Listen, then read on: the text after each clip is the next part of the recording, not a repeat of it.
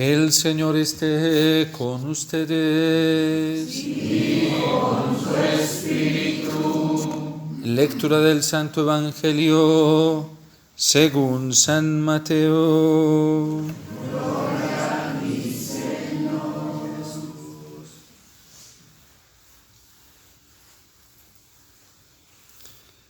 En aquel tiempo Jesús dijo a los sumos sacerdotes y a los ancianos del pueblo esta parábola. Había una vez un propietario que plantó un viñedo, lo rodeó con una cerca, cavó un lagar en él, construyó una torre para el vigilante y luego lo alquiló a unos viñadores y se fue de viaje. Llegado el tiempo de la vendimia, envió a sus criados para pedir su parte de los frutos a los viñadores. Pero estos se apoderaron de los criados, golpearon a uno, mataron a otro y a otro más lo apedrearon.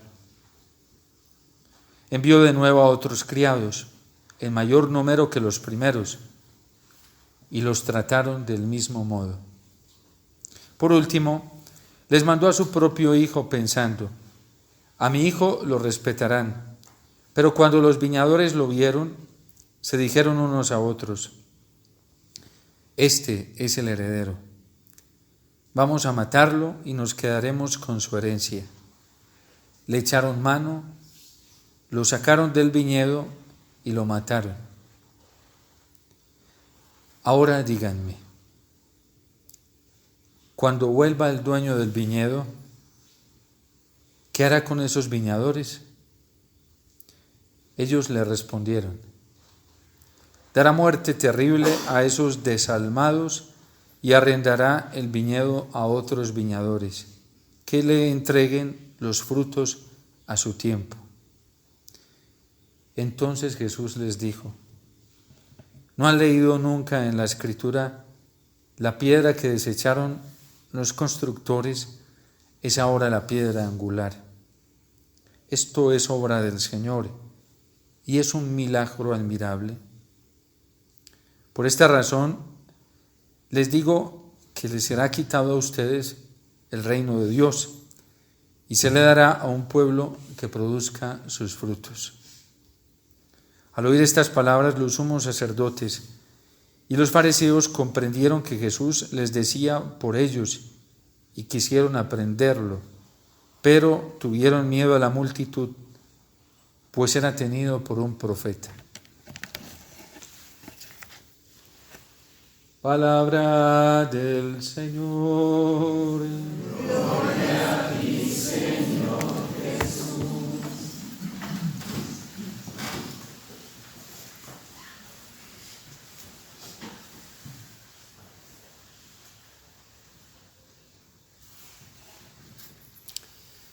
¿Qué fue lo que suscitó en el corazón de los hermanos de José tanta rabia, tanto odio, tanto rencor, tanta venganza, a la vez que envidias y celos para que llegaran a hacer con este hijo pequeño de José, con su propio hermano, lo que hicieron?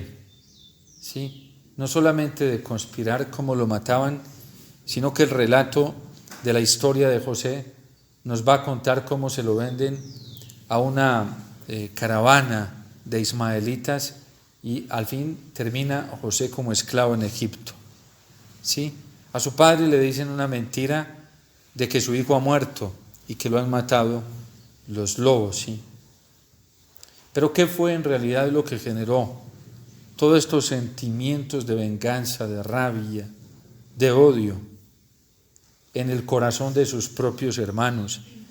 Así como también la presencia de Jesús, lo que Jesús hacía y decía, generó tanta contradicción, tanta rabia, tanto rechazo por parte de sus propios hermanos de la misma casa, que eran los judíos, algunos judíos y jefes de los judíos, los ancianos que dirigían y acompañaban al pueblo. El relato del libro del Génesis nos lo dice claramente, y fue que José denunció a sus hermanos delante de su padre, porque estaban dando antitestimonio y se estaban manejando muy mal y la gente hablaba mal de ellos. Y además José, su hermano menor, que era un hombre coherente, les fastidiaba por su fidelidad al Señor, por su coherencia con su padre y porque también era fiel a la voluntad del Señor. Y esto provocó la rabia, el rechazo, provocó la ira, la envidia, los celos y hasta el odio, un odio de muerte en el corazón de sus propios hermanos. A tal punto que Dios comienza a valerse de José para profetizar lo que les va a suceder a ellos en un futuro. Y a través de un sueño que él tiene de unas gavillas, y ve cómo unas gavillas pequeñas terminan postradas delante de una gavilla grande. Y aquí está profetizando lo que va a suceder en un futuro. Es José precisamente quien se va a convertir en el motivo, en la causa de salvación y de ayuda para sus hermanos, a tal punto que a sus propios padres los resulta atemorizando, porque también ve cómo todo el mundo termina postrado delante de él, pidiéndole ayuda. Y pues conocemos muy bien, por la Sagrada Escritura, de que esto se cumple. José, el más pequeño, termina siendo el motivo de subsistencia, no solamente para sus hermanos y su familia, sino para todo el pueblo hebreo, para todos los judíos. ¿Por qué? Porque José fue paciente en el sufrimiento. Porque José, cuando fue humillado y maltratado, supo fijar la mirada en el Señor y no esperó a cambio la aceptación de sus propios hermanos o los de su casa, sino que en el momento de mayor dificultad, de gran tribulación y de gran persecución, José supo esperar en el Señor. Y Dios lo premió, no sin quitarle el sufrimiento, porque recordemos en la misma historia de José, que es bellísima, cómo lo compra un eunuco del rey de Egipto, y allí su propia esposa también le levanta una calumnia, se enamora de él y quiere hacerlo pecar con ella, y él se resiste por serle fiel a Dios. Y eso hace que lleven a José a la cárcel, a partir de una mentira y de una calumnia. Y Dios va trabajando en ese momento de prueba, de tribulación, de sufrimiento que vive José, lo va capacitando incluso para el perdón. Y el perdón al más alto nivel, porque después va a perdonar a sus hermanos, los va a acoger y va a tener compasión de ellos y los va a ayudar y se convierte en la causa de salvación para los de su familia y para todo su pueblo. Es la misma historia, figurada aquí en el Antiguo Testamento con Jesús, y tal cual la está contando el Señor hoy en esta parábola del dueño de la viña. Un propietario que planta una viña, la cuida, él mismo la crea y él mismo la deja bien organizada y se la confía a unos administradores. Pero llega y manda a sus siervos porque quiere percibir fruto de la viña, es lo más normal, lo más justo. Y cuando los llama y quiere percibir fruto de la viña, pues no encuentra fruto. Y entonces estos administradores, mal administradores, terminan matando a sus siervos, apedreando a uno, rechazándolos, y el dueño, el propietario de la viña dice: mandaré a mi hijo, que a él sí lo respetarán. Es lo que hace el Padre Celestial, o lo que hizo con Jesús. Dios ha mandado los profetas y los sigue mandando para percibir fruto. ¿Qué fruto espera el Señor de nosotros? La santidad, la vida fiel. De hecho, en la actualidad, Dios está mandando profetas a la iglesia, y la iglesia los está apedreando, y la iglesia, los cristianos católicos, están rechazando a esos profetas. ¿Por qué los están rechazando? Porque Dios en justicia quiere percibir fruto. El fruto de la santidad en todos. Ya van 2000 años de historia de la iglesia y Dios le ha dado demasiado a la iglesia para que sea santa, para que ya tenga convertido a todo el mundo y tenga transformada a toda la humanidad. Y en estos momentos Dios, cuando manda a percibir los frutos, no los está encontrando. Encuentra un mundo en guerra, un mundo que se está destrozando, encuentra las familias destrozadas, y está encontrando a sus propios hijos, a quienes Él capacitó con unas fuerzas suficientes para vivir santa y fielmente, los está encontrando esclavos del pecado. Y esta iglesia también, hoy dentro de la iglesia que es la viña del Señor, porque así nos lo enseña la Constitución Dogmática Lumen Gentium del Concilio Vaticano II, nos enseña que la iglesia es la viña que Dios plantó. Y en esta iglesia los sacerdotes no estamos dando la talla. Y Dios manda a percibir el fruto de los sacerdotes. Y en esta iglesia muchos religiosos y religiosas no estamos dando la talla de santidad para la cual Él nos capacitó. Con tanto sacerdote, con tanta religiosa, con tanto religioso en el mundo, este mundo ya debería estar convertido al Señor. Este mundo ya debería ser fiel al Señor. Con tanto matrimonio católico que hay, este mundo ya debería ser santo. Y los matrimonios deberían estar produciendo vocaciones santas a la vida sacerdotal y a la vida religiosa. Pero Dios está mandando a sus profetas y esta iglesia está apedreando y matando a los profetas del Señor. ¿Qué hicimos nosotros con un gran profeta como lo fue el Papa Benedicto XVI? Hasta dentro de la misma iglesia, el Papa Benedicto XVI tuvo que sufrir el rechazo hasta de los mismos sacerdotes, de los mismos consagrados, porque a muchos les pareció demasiado exigente la propuesta del Papa Benedicto XVI. ¿Qué estamos viendo hoy? Estamos viendo una rebeldía frente a los mandamientos de Dios. ¿Y es que Dios no es justo cuando nos pide que seamos fieles a sus mandamientos? Claro que es justo, porque nos dio toda la fuerza y la capacidad necesaria para no volver a caer en la tentación. Si nosotros caemos, es porque nos estamos dejando engañar del demonio. En el bautismo, Dios, que nos amó tanto, nos entregó la fuerza sobrenatural de su Hijo, nos entregó a su propio Hijo, y en el bautismo nosotros recibimos el don del Espíritu de Cristo para vencer la tentación. ¿Por qué estamos cayendo? Porque hace mucho tiempo nosotros rechazamos esa fuerza que recibimos en el bautismo y no creemos en esa fuerza sobrenatural para vencer. El día de la ordenación sacerdotal, ese día, Dios que es fiel, nos capacitó a nosotros los sacerdotes para ser santos, para vivir fielmente a Él en la vida de pureza, en la vida de entrega, en la vida de abnegación por las almas. Ese día no es otro, no es allá en el futuro. El día de nuestra ordenación por la imposición de las manos se nos dio el don del Espíritu Santo que nos capacitó para vivir como Cristo, sumo y eterno sacerdote. Y los sacerdotes no estamos siendo fieles a esos 10 talentos que se nos entregó el día de la ordenación sacerdotal y nos van a pedir cuentas. Y ustedes los laicos tienen que orar mucho por cada sacerdote que muere, porque al sacerdote Dios le va a pedir cuentas de 10 talentos, no de 3 ni de 5. El día de la profesión religiosa, ese día, no otro, a nosotros los religiosos y las religiosas se nos capacitó con el don del Espíritu Santo a través de la iglesia, cuando quien presidía la celebración de nuestros votos reclamaba para cada religioso que estaba haciendo sus votos el don del Espíritu Santo para ser fieles a la castidad, a la obediencia y a la pobreza. Dios no nos ha fallado. El día de su matrimonio, los que son casados, ese día no otro.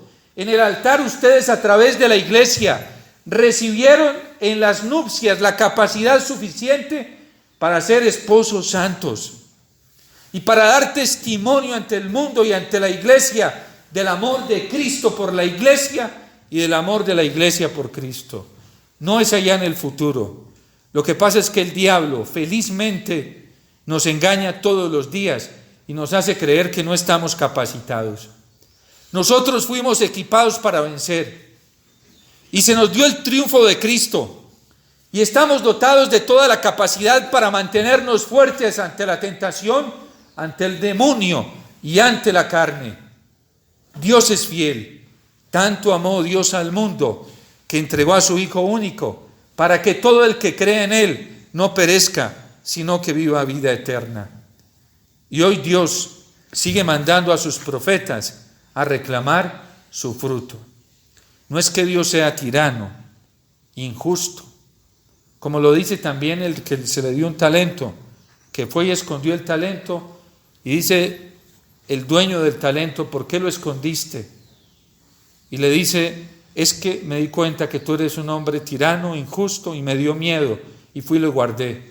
Si sabías que soy tirano e injusto, ¿por qué me lo recibiste? ¿Por qué no se lo entregaste al que tiene 5 o tiene 10? Porque él sí lo ponía a reproducir.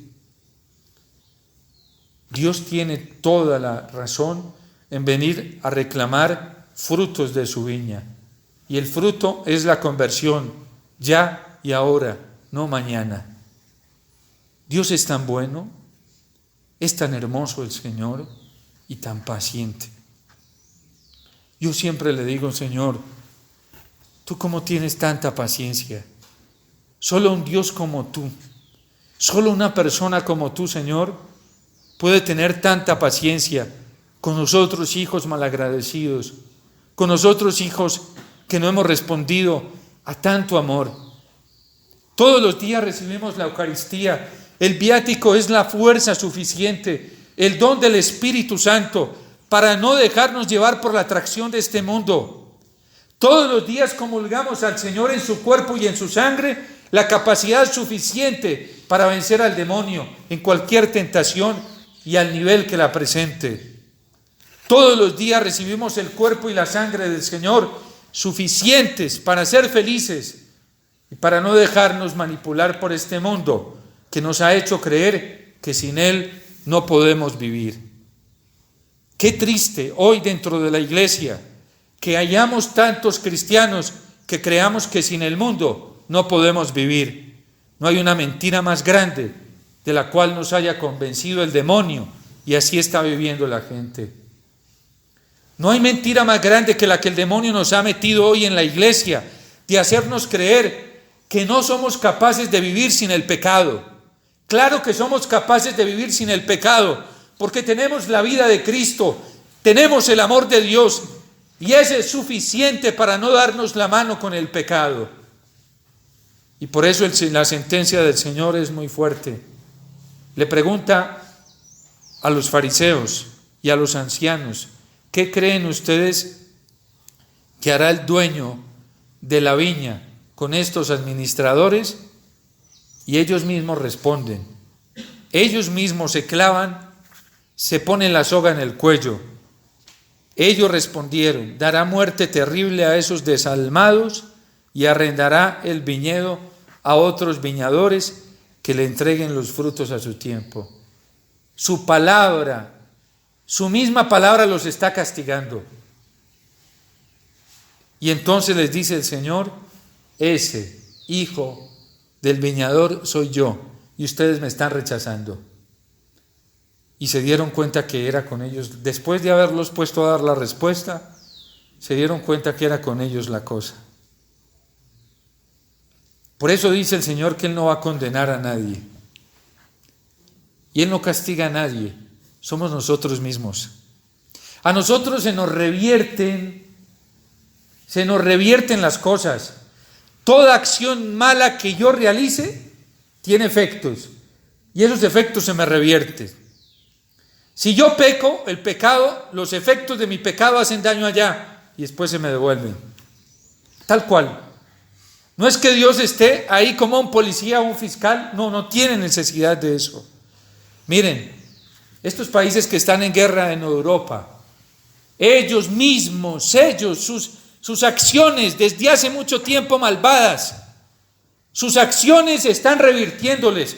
¿De dónde vino la aprobación al aborto de ellos?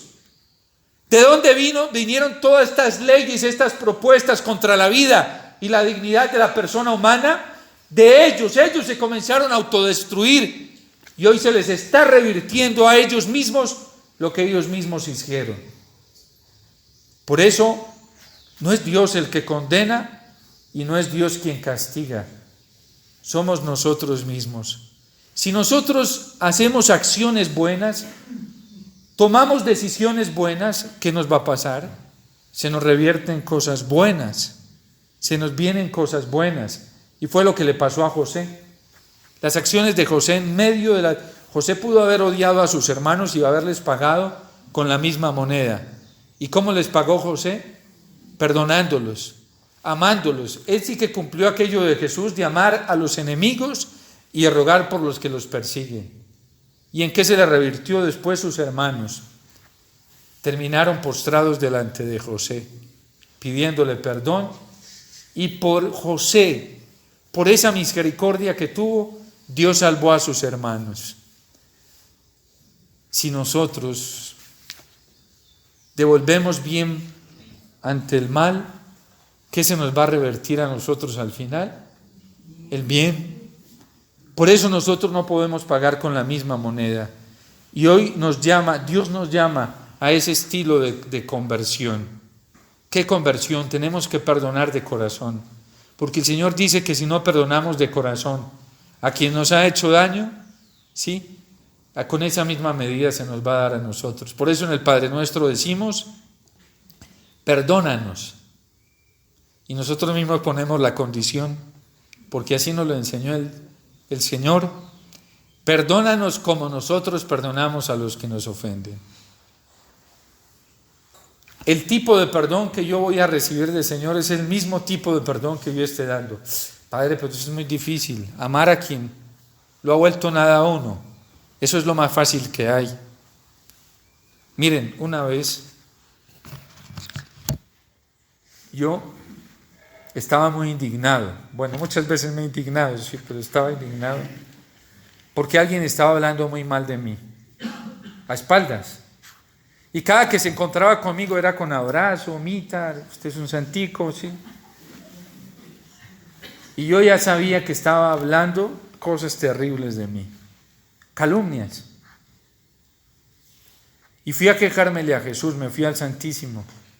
Y le dije, Señor, yo tengo malestar, que me lo diga al menos de frente. Yo no le voy a hacer nada, pero que me lo diga de frente. Yo estaba indignado, ¿sí?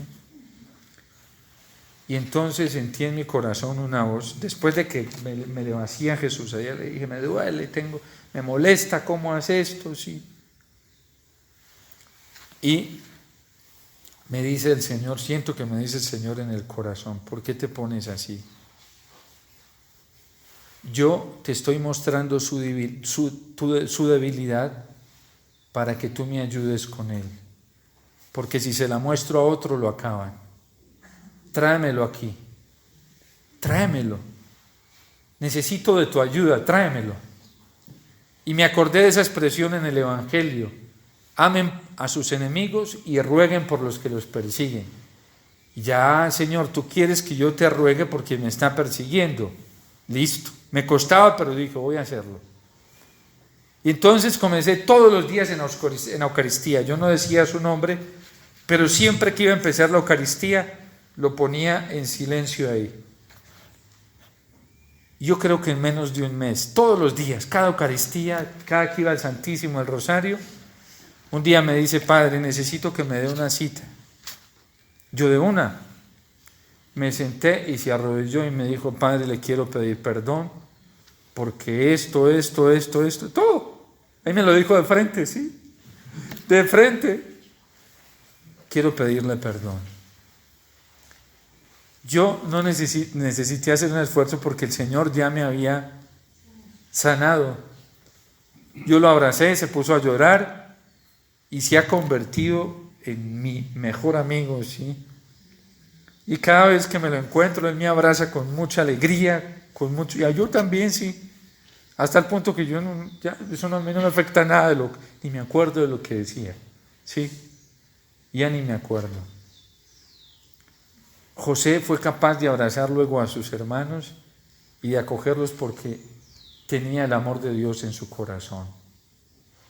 Cristo, después de todo lo que nosotros le hemos hecho, lo hemos matado. Nosotros asesinamos al Señor todos los días. Él muere aquí en el altar. Un niño le dice a una religiosa, hermana, se pone a mirar a Cristo crucificado en la cruz y casi que se pone a llorar y dice: hermana, qué pecado, ¿por qué no lo bajan de ahí? Bajen a Jesús de la cruz, Él debe estar sufriendo mucho ahí. Jesús no se puede bajar todavía de la cruz, porque nosotros lo seguimos asesinando con nuestro pecado. Somos nosotros los que lo tenemos ahí arriba, y somos nosotros los que lo asesinamos todos los días en el altar de la Eucaristía, porque cada pecado nuestro mata al Señor. ¿Y cómo se presenta el Señor ante nosotros? Cada vez lo comulgamos, lo recibimos, y viene a nosotros, los que hemos sido sus asesinos, sus traicioneros, sus negadores, y con un amor viene a nosotros y nos abraza. Ese es el perdón de Dios. Solo Él es capaz de hacerlo. Y por eso nosotros tenemos que dejar que el Señor también nos acuse, o por lo menos nos juzgue en esta tierra, para que no nos toque el juicio después de la muerte tan duro, y reconocer que no nos hemos comportado bien, y que hoy tenemos que pedirle perdón. Y pedirle perdón con todo el amor y la verdad. Las primeras palabras de San Pedro a todos esos judíos después de Pentecostés allí en Jerusalén fueron estas: ustedes mataron al Señor, pero no importa, Dios lo resucitó y lo levantó de entre los muertos, porque ese es el amor de Dios. Y entonces todos compungidos le dicen a Pedro: ¿qué tenemos que hacer? Y Pedro les dice: conviértanse todos, dejen de ofender más al Señor, dejen de matarlo ya. Y aceptaron, dicen que eran miles. Conviértanse y que cada uno vuelva a creer. ¿Cómo dejamos de matar al Señor? Creyendo en lo que Él ya nos dio, creyendo en lo que Él ya depositó en nosotros. Dejemos de matar al Señor, dejemos de traicionarlo, porque nosotros somos los hermanos de José, porque nosotros somos esos administradores de la viña. Y ojalá lo escuchen bien fuerte los sacerdotes, y lo escuchemos. Dejemos de matar al Señor, porque muchos sacerdotes somos los Judas del Señor. Muchos consagrados, religiosos y religiosas, somos los Judas del Señor. Muchos católicos hoy estamos siendo los Judas, que por unas cuantas monedas de plata, como lo hicieron sus hermanos con José, vendieron a José. Pero Dios nos ama tanto y es tan paciente, y no nos devuelve mal por mal, nos devuelve bien por mal. Hoy nos entrega a su Hijo nuevamente en el altar de la Eucaristía para decirnos cuánto nos ama y cuánto está dispuesto a perdonarnos si venimos arrepentidos de corazón.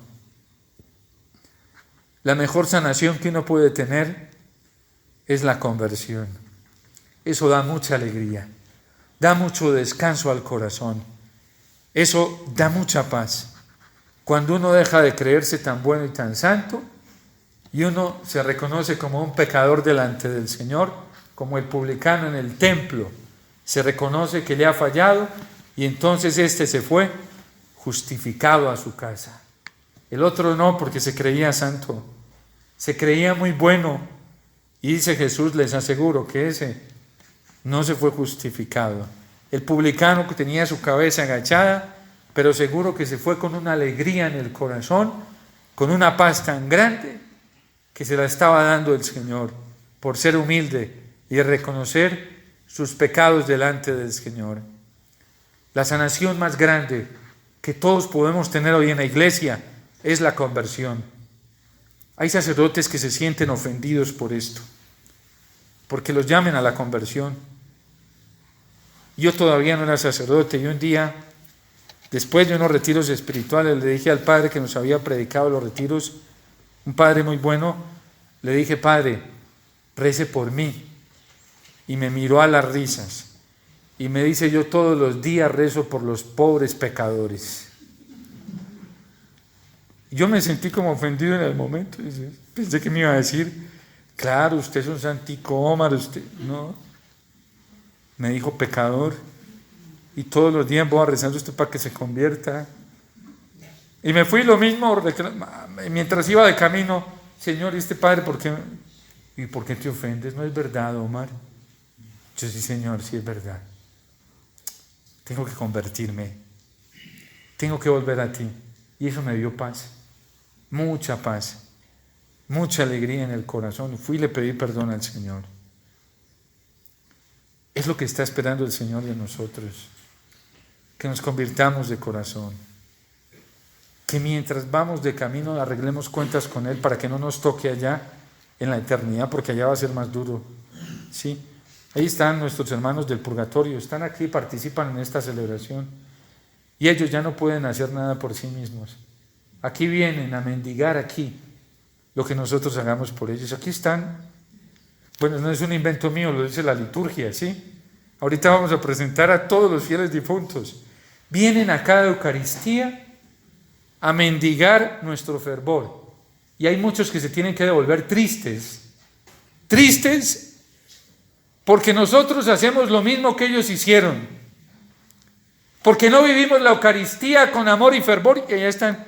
Y eso para ellos se tienen que devolver. Es como si Dios nos delegara a nosotros un grupo de almas del purgatorio y de nuestro fervor, de nuestra acogida del Señor, depende que ellos vayan a descansar en paz. Pero lamentablemente muchos de nuestros hermanos, los fieles difuntos, se tienen que devolver para el purgatorio con la cabeza agachada, porque muchos católicos, sus hermanos, que podemos hacer algo por ellos, no vivimos bien la Eucaristía con el amor que la deberíamos vivir. Por eso reparemos. Esa es la reparación. Vivir bien cada momento, cada segundo de este presente, llenarlo de conciencia por el Señor, no el mañana y tampoco detenernos en el pasado, es el hoy, el ya, este presente, vivirlo intensamente por amor al Señor. Y si me muero así, seguro que me iré para el cielo. Vivir cada momento intensamente, administrando bien esta viña, la viña de mi vida, la viña de mi fe, la viña de mi corazón, porque es la única oportunidad que yo tengo, no tengo otra. Yo no tengo la de mañana. Yo, el Padre Omar, tengo la de ya, en este momento, este presente, no otro. Y por eso hay que vivirlo intensamente, porque no sabemos si el mañana llegue. Dice el Señor, vivan cada día intensamente, busquen el reino de Dios y su justicia en cada minuto. Sí, porque a cada día le basta su propio afán. Que lo demás se hará por añadidura. No se preocupen por el día de mañana, que no ha llegado. Y no sabemos si nos va a llegar este hoy. Aprovechémoslo porque hoy Dios está de promoción. Y aquí nos ofrece la misericordia, el amor y la salvación, acogiendo a Jesús en la Eucaristía. Tanto amó y ama Dios al mundo, que entregó y entrega a su propio Hijo para que todo el que cree en Él no perezca, sino que tenga vida eterna. Y yo lo resucitaré en el último día, dice el Señor. Dios te salve María, llena eres de gracia, el Señor es contigo, bendita tú eres entre todas las mujeres, y bendito es el fruto de tu vientre, Jesús.